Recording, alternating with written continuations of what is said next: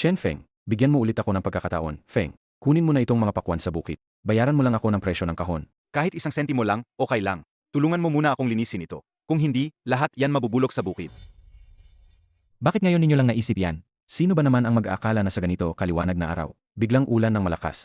At ang daan, bigla na lang mapuputol. Kapag umuulan, sinabi ko na sa inyo 3 araw na ang nakalipas. Ang mga pakwan ay puputok at ang mga daan ay masisira. Sinabi ko na rin ng maaga, kayo ang ayaw sa mababang presyo na ibinigay ko. Gusto nyo talagang hintayin ang mataas na presyo online. Pero hindi naman pwedeng wala kang ibigay kahit kaunting pag-asa. Di ba? Pag-asa ha? Noong ako ang sumasagot sa gastos, sinabihan nyo akong sumisisi. Ngayon, lahat ng pakwan ay sumabog. Naalala nyo na kailangan nyo ng pag-asa. Kuya Feng, dapat nang ipadala ang truck sa South District. Noong gusto kong bilhin, ayaw nyong ibenta. Ngayon na nagmamakaawa kayo sa akin, hindi ko na rin kayang bilhin.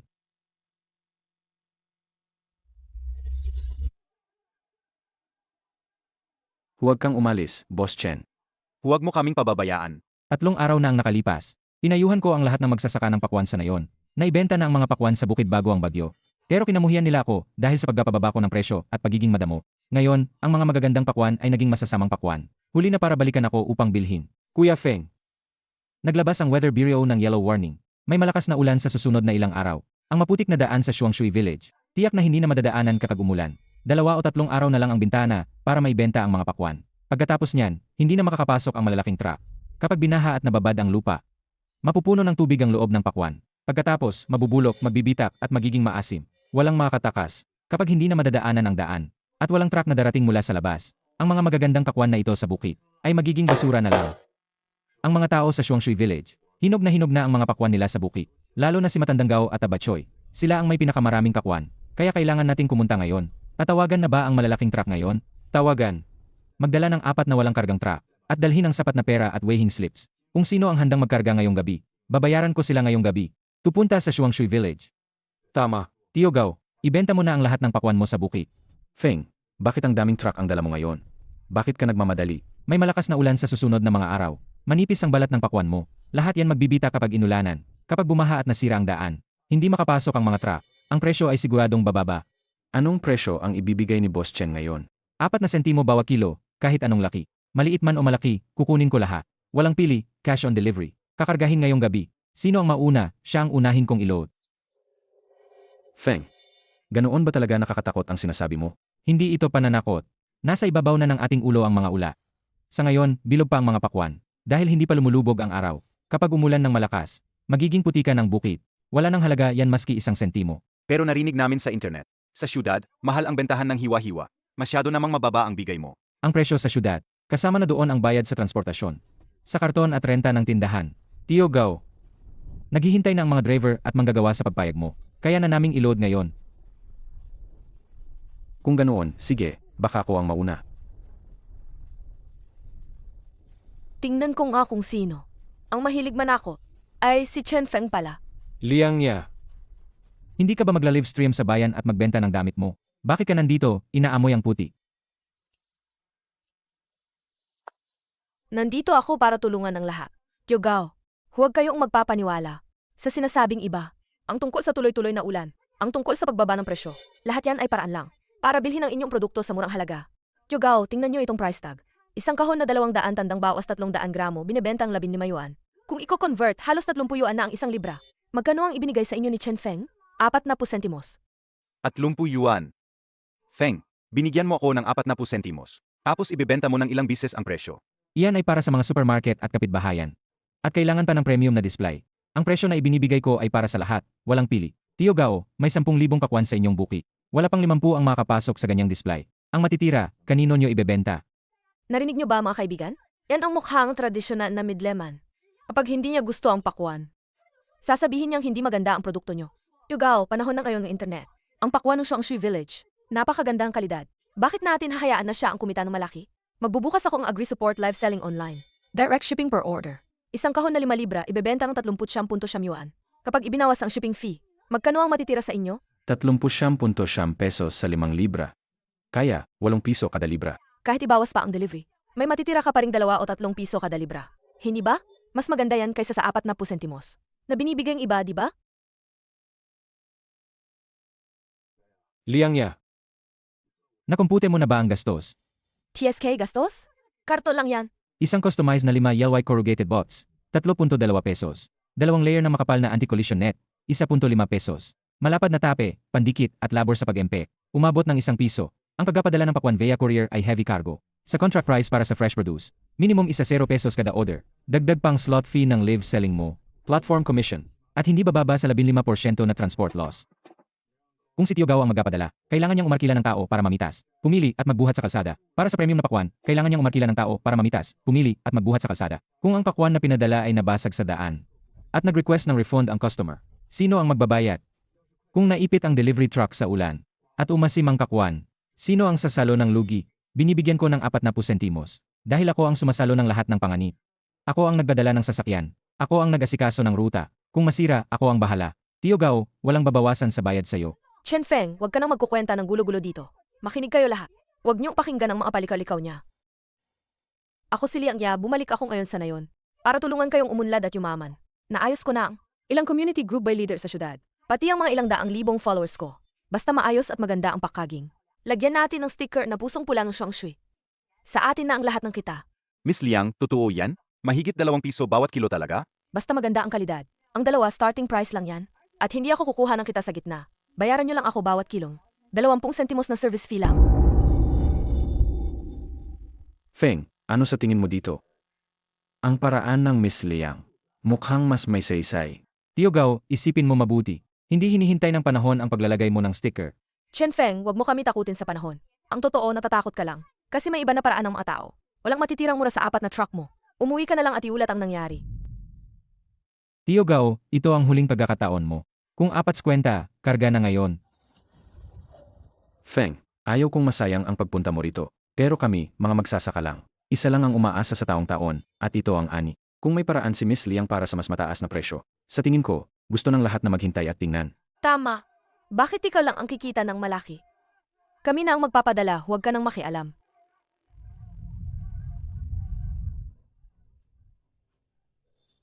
Sige, Boss Chen, dahan-dahan sa pag-alis. Kung gusto mong kumain sa susunod, ng aming dekalidad na pakwan mula sa Shuangshui Village, tandaan mong magpa-reserve ng maaga. Hindi na 40 sentimos ang presyo niyan. Ha ha ha. Kuya Feng, hindi ko maintindihan. Puro panloloko lang ang ginagawa ni Liang Ya. Kung ipapadala ang kakwan, malulugi siya sa dami ng babayaran niyang kompensasyon. Ano ba talaga ang habol niya? Hindi pakwan ang habol niya. Ang habol niya ay traffic.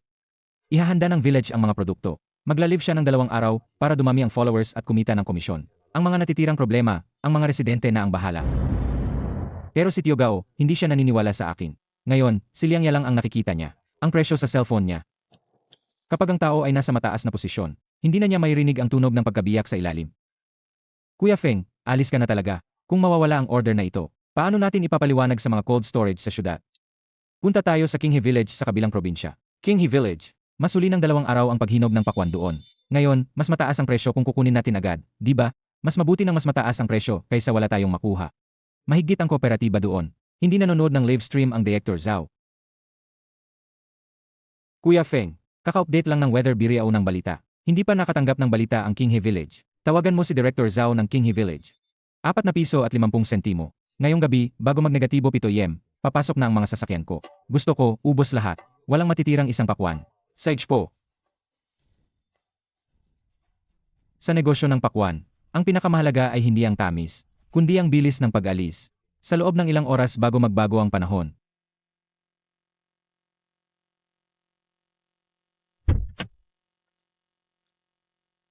Ha ha ha. Boss Chen, naparito ka. Akala ko, sa taong ito, ang mga pakwan mo, ay unahin mo muna ang mga dating kakilala sa Shuangshui Village.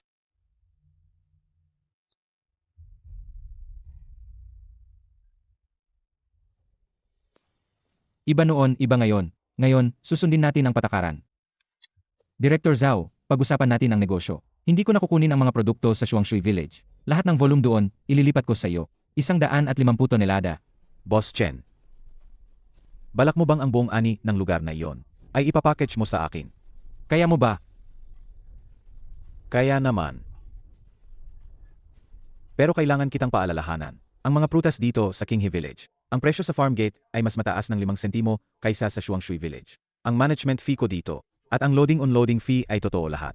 Dadagdagan ko ng 1 piso. Pero may isang kondisyon ako.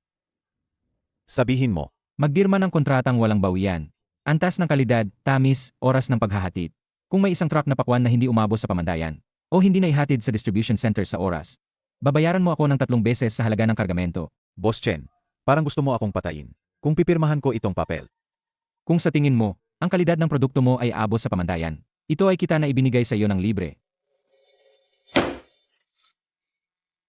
Kung sa tingin mo naman, hindi maganda ang produkto mo, hindi mo kailangan pirmahan ito.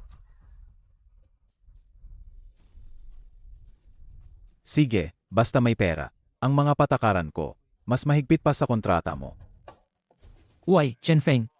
Ang order para sa 30 supermarket chain sa North District. Para sa Fruit Festival ngayong tag-init. Doblehin mo. Mayroon pa bang supply ng Shuangshui Red sa'yo? Sinabi sa akin ni Boss Lee kanina. Basta sa'yo ang produkto. Wala ng Shuangshui Red. Wala na rin sa Hinahara. Ang supply ng produkto, mula ngayon ay susundin na ang pamantayan ng Kinghe, packaging, itsura, at oras ng paglipat sa bodega. Lahat ay susunod sa mahigpit kong pamantayan dito. Haha, ang produkto na dala ni Chen Feng. Ang pamantayan ang hinahanap ko. Basta masiguro mo ang kalidad at dami. Hindi mahalaga kung ano ang pangalan. Sige, i-lock mo muna ako ng 2 truck. Kung mabenta, bibili pa ako. Sige, ipapadala ko ang kontrata mamaya. Boss Chen, kaya pala ang bilis mong mag-atras. Sa dami ng koneksyon mo, hindi ka talaga maubusan ng pagbebentahan. Director Zhao, ngayong gabi, 8 PM, papasok ang unang batch ng mga sasakyan. Huwag kang mag-alala, ako mismo ang magbabantay.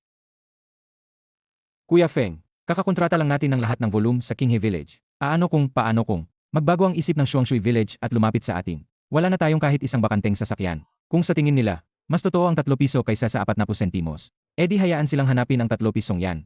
Sila mismo ang nagtulak sa sarili nila sa sitwasyong yan. Nagbigay ako ng pabor. Ang gusto nila ay kita. Kung kita ang pag-usapan, edi sundin ang patakaran ng kita. Tara na, punta tayo sa South District Distribution Center. Hindi na tayo matutulog ngayong gabi. Sa negosyo, sa ganitong oras, hindi ka makakatulog. Makinig kayong lahat. Bawat kahon ng pakwan ay dapat timbangin muna. Ang kulang sa 5 kilo ay tanggalin agad.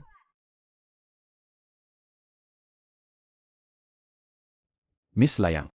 Bigla kayong nagpakuha ng 3,000 kahon. Kailangan ba talaga ng ganito karami? Huwag kang mag-alala. Ang 3,000 piraso ay madaling mabebenta.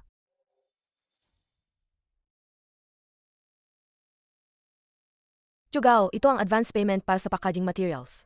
Customized foam box. 4.5 bawat isa. Ang panloob na anti-collision net, 1.2 piso. Itong makulay na anti-counterfeit label na may QR code. Itong may QR code na anti-counterfeit label. 80 sentimos bawat isa. At itong makapal na tape. Ang isang kahon, 50 sentimos ang tape. Hindi pa kasama ang shipping fee.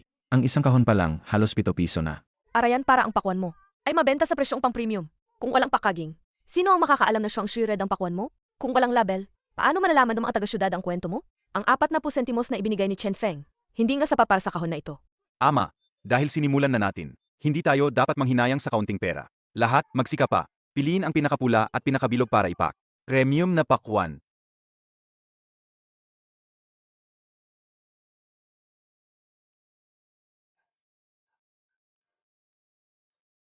Ang foam bots na ito, selyadong-selyado. Hindi ba yan bibita? Sabi ni Miss Layang, ang ganitong kahon ay matibay sa pressure. Kahit 200 pounds na malakas na lalaki ang tumayo, hindi masisira. Ang mga taga-syudad ay mapili, kaya ang packaging natin, dapat parang bakal na bariles. Tugao, kailangan pa nating mag-invest ng traffic. Kagabi ko lang nakita, ang katabing bayan ay nagpo-promote din ng pakwan. Kailangan nating bilhin ang agree-support priority slot ng platform. Hindi naman marami. Mag-invest muna tayong 5,000 piso. Kailangan pa ng 5,000. Walang order kung walang traffic. Walang order. Bulok na ang mga styrofoam box, pwede nang gawing mangkok. Wala pang kinikita. Pero baon na sa utang. Nakuha na ang unang 100 order. Puro pulaw. Woo, 39.9 pesos isang kahon. Ang 100 order na yan ay 4,000 pesos. Bilisan. Bilisan pa ang galaw. Basta tuloy-tuloy ang order. Maliit na bagay lang yang pera na yan. Tapusin nyo yan ipak ngayong gabi. Nakanegatibo 500 kahon na tayo. Tio Gao, napakalakas ng ulan. Pati ang mga pilapil sa bukid, nawala na. Nawala na ang mga pilapil.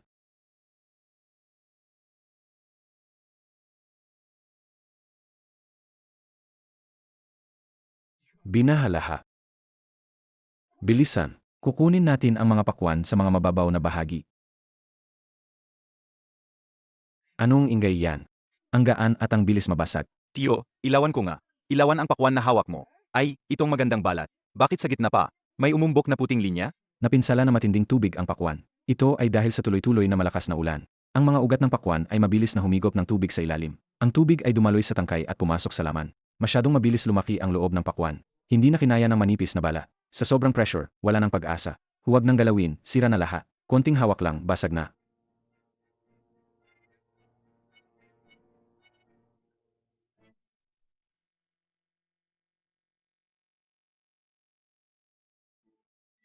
Dali, unahin nating ilagay ang mga naimpake kagabi. Ang 500 kahon.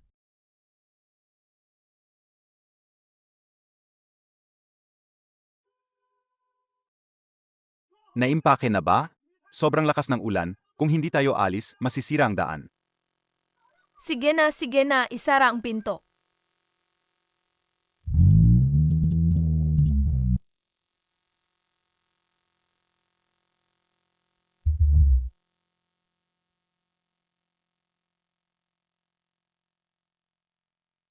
Itulak ang sasakyan. Bilisan, itulak.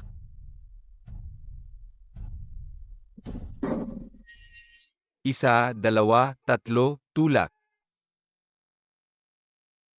Ang gulong sa likod ay dumudulas pa rin sa putik. Ang putik ay tumalsik sa mukha ni Liangya. Hindi pa rin umaalis ang gulong. Dumulas ang likod ng sasakyan. Ang gulong sa likod, kanan, ay nahulog sa kanal.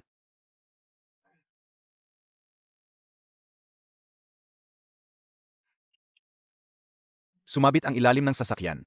Tumawag na tayo ng tow truck. Tow truck. Sino ang makakapasok sa ganitong ulan? Lahat ng ito ay rush orders. Kung hintayin pa natin ang tow truck, mahuhuli na ang lahat. Kahit magmadali, wala nang magagawa. Naiintindihan mo ba ang basic physics? Mabigat ang sasakyan, madulas ang daan, hindi tayo makakaalis. Palakas ng palakas ang ulan. Namatay ang makina ng truck, nakaharang. Hindi makapasok ang tow truck. Hindi makaalis ang mga pakwan. Tapos na ang lahat.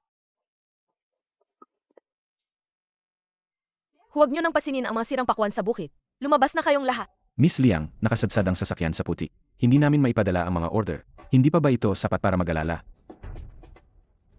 Ang mga individual na order, ilagay muna sa gilid. Kakakontak ko lang kay Chan ng County Power Plant Union. Ngayong taon, magbibigay sila ng palamig na regalo. At order sila ang 3,000 kahon ng pakwan. Ang presyo ay 45 bawat kahon. Babayaran pagka-deliver. 3,000 kahon. Hindi ba't mahigit 100,000 yan? 135,000 piso. Chan, darating sa pasukan ng ating nayon sa loob ng 0 minuto para inspeksyon ang produkto. Yugao, yung mga pinili mo. Yung mga perpektong pakwan na walang lamat. Ilagay lahat sa unahan. Buksan ang mga kahon ng pakaging para makita nila ang tunay na produkto. Kalma lang kayo. Kung matuloy ang order na ito, lahat ng gastos natin sa pakaging, mababawi natin agad.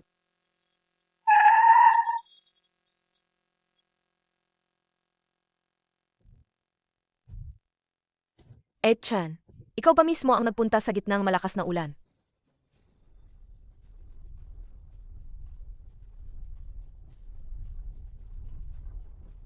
Maganda ang itsura. Sapat din ang timbang. Liangya, para sa 3,000 na benepisyo, kailangan naming maihatid lahat ng 4 iyam bukas, gamit ang refrigerated truck, sa Southgate Residential Area. Maaari ba ninyong garantiya na walang masisira sa mga pakwan na ito? Magagarantya. Makapal ang aming mga kahon. Mayroon din kaming anti-collision net. Chan, ang presyo naman natin ay... Ayaw na raw sa sinabi sa telepono?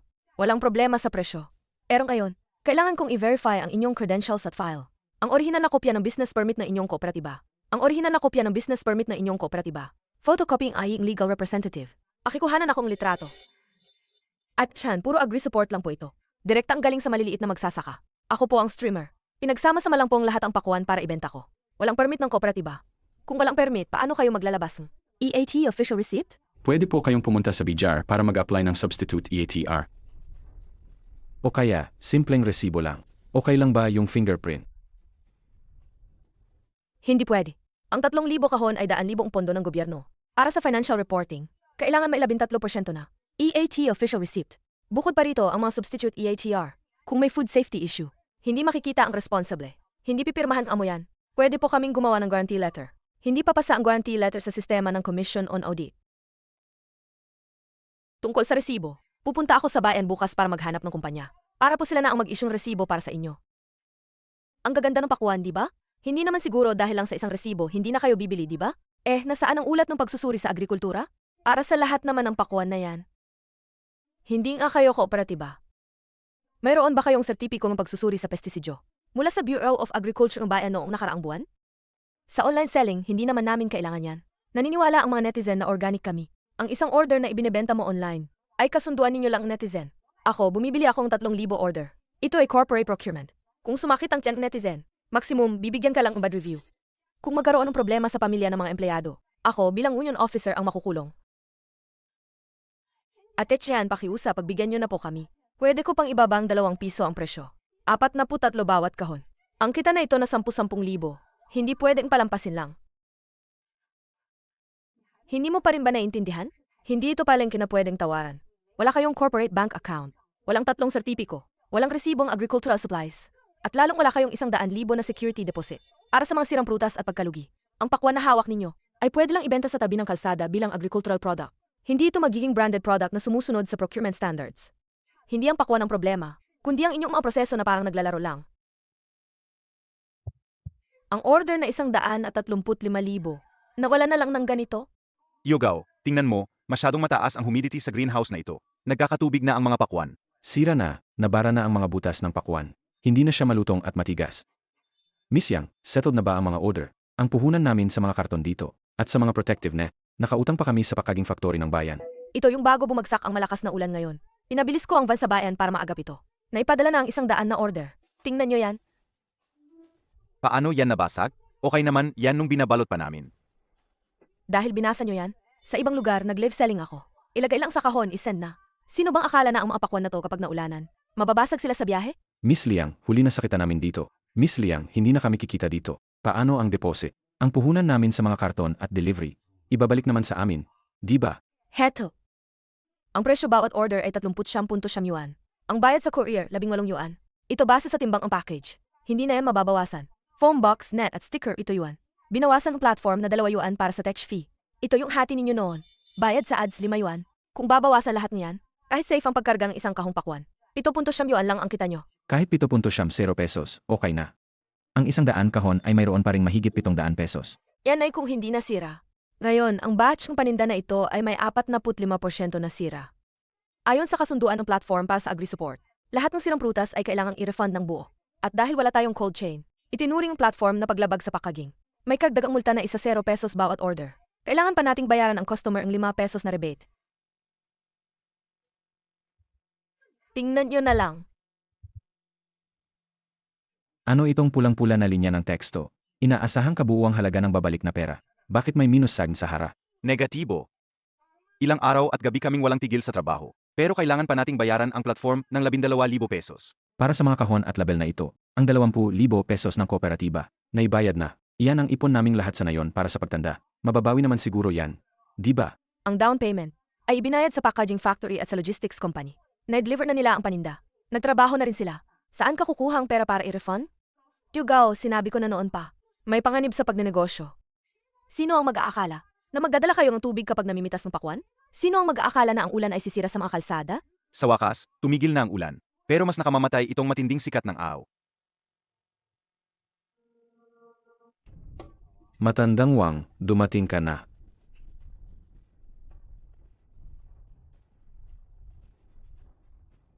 Sobrang hinog na ang mga pakwan na to. Sobrang napuno ng tubig ulan. Lahat sa loob, naging malambot na. Mayroon pa namang maganda. Yung mga nasa loob, kinuha lang namin. Hindi pa yan basag.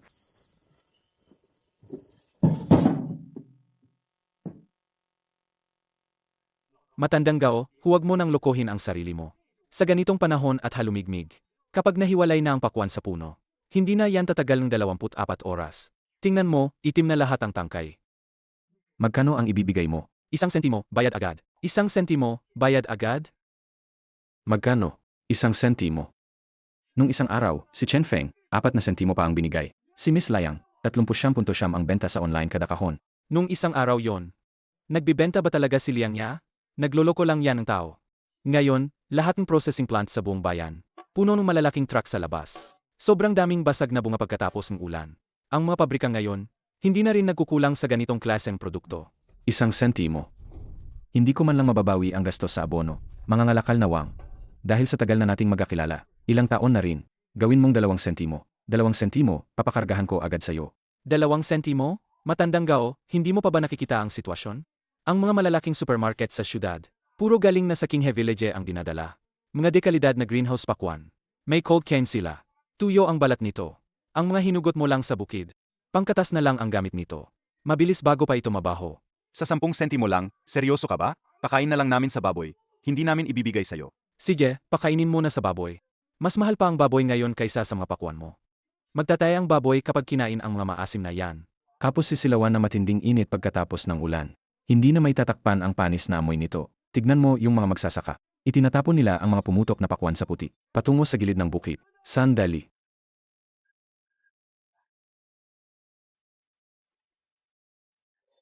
Ibebenta.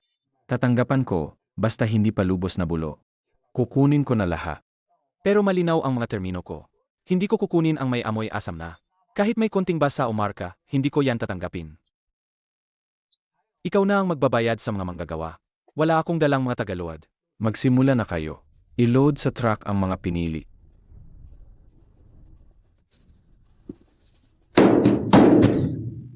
Tuwing may tunog, sumisikip ang dibdib ko. Huwag mo itong tignan na mababa ang presyo, Tio Gao. Para ito sa processing plant para gawing pulbos. Kung ayaw mong magbenta, pagkalipas ng amoy dito sa bukid. Bukas, kahit 10 sentimo na hindi na alokin. Buksan lahat ng bagong ilaw. Nakabukas na sila, Kuya Feng. Kumikinang ang lupa, parang may yelo. Mas komportable ito kaysa sa amoy putik sa bukid. Mas nakakagaan ang pakiramdam kaysa sa amoy putik sa taniman. Mas maganda pa ito kaysa sa amoy putik sa bukid. Saan galing yang ingay ng makina? Hey, Tio Gao. Bakit ka dumating gamit ang tricycle? May kailangan to ba kayo, Tio Gao? May napili akong ilang magagandang pakwan. Pwede po ba ninyong bilhin to? Nakakulong pa ang init mula sa bukid sa loob nito. Hindi pa ito nakapasok sa cold storage. Hindi ito napalamig ng maaga. Ang tawag dyan, Tio Gao, ay hot melon. May putik, may tubig. Kung ang ganitong klase ng pakwan ay papasok sa bodega ko, sa loob ng 2 oras, buong kaing na ang masisira. Pupunasan ko to. Hindi na kailangan punasan. Umiilaw na ang tubig mula sa pakwan. Luwag na ang tissue ng laman. Ito ang panloob na pinsala dahil sa sapilitang pag-aani pagkatapos ng bagyo. Ang ganitong klaseng paninda, Tio Gao, wala man lang silang karapatang pumasok sa aking rejects section. Feng. Boss Chen, ituring mo na lang na niligtas mo ang buhay ko. Ang mga tao mula sa Pakaging Factory, kadarating lang sa nayon dala ang mga tala ng utang. Hindi ko na hinihingi ang 40 sentimos, ni ang 20 sentimos. Bigyan mo na lang ng halaga, tong isang tricycle na to. Sapat na para mabayaran ko ang pinuntahan ng Pakaging Factory ngayon. Ang mga panggigipit sa bayaran. Daki, kunin mo ang kopya ko ng kasunduan. Pirman mo yan. Bibilhin ko ang isang tricycle na kargang ito, sa halagang 1 piso kada libra. 1 piso. Ikaw, bibigyan mo ng 1 piso. Huwag kang masyadong magsaya. Ang 1 pisong ito, hindi para sa isang karga mo ng bulok na pakwan. Ito ay para sa iyong hinahara. 5 taong eksklusibong karapatan sa pagsupply. Simula sa susunod na taon, lahat ng taniman ng pakwan sa Shuangshui Village, kung kailan maggatanim, kung anong pataba ang ilalagay, kung kailan maglalatag ng plastic mulch, lahat ay susunod sa utos ng aking technician. Ang oras ng pag-ani ay ako lang ang magtatakda. Kung ibebenta ninyo ng palihim sa iba, kahit isang pakwan lang, ang pinsalang dulot ng paglabag sa kontrata, ay kailangang bayaran ayon sa pamantayan ng batas pangkomersyo. Paano kung mataas ang presyo? Hindi pa rin namin pwedeng ibenta. Pwede kang magbenta. Basta kaya mong bayaran ang multa sa paglabag sa kontrata. Tio Gao, ikaw ang manguna sa pagpirma ng kasunduang ito. Ang mga kwalipikadong residente ay pwedeng kumirma. Ang mga manloloko, hindi ko tatanggapin sa aking cold storage. Paano kung sumunod kami sa kasunduan mo sa pagtatanim? Tapos hindi mo na bilhin sa huli?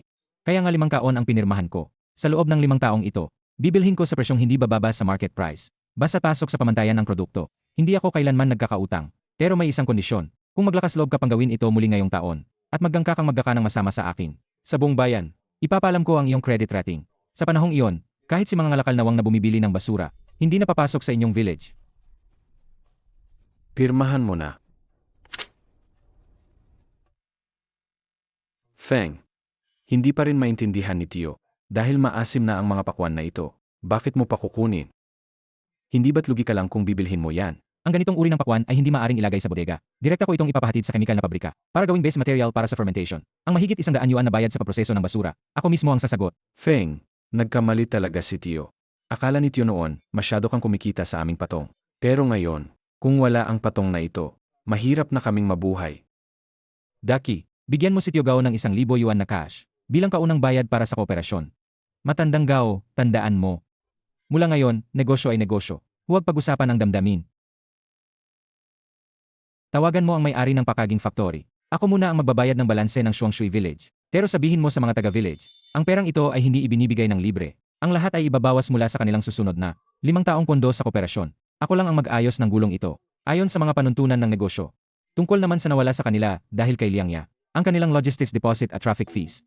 Hayaan silang dumaan sa legal na proseso. Kausapin nila si Liangya. Kuya Feng, Kapag ang tamis ay mas mababa sa 1-0, ibaba ito. nagbayad na si Boss Lee. Ang presyong pagkuha para sa susunod na 6 taglagas ay tumaas ng 5 sentimos. 1 linya ang sakop. Hindi pakwan ang binibili niya, kundi kapayapaan ng isip. Ang 5 sentimos na ito ay ang kanyang paunang bayad para sa tuloy-tuloy na pagtulog sa gabi.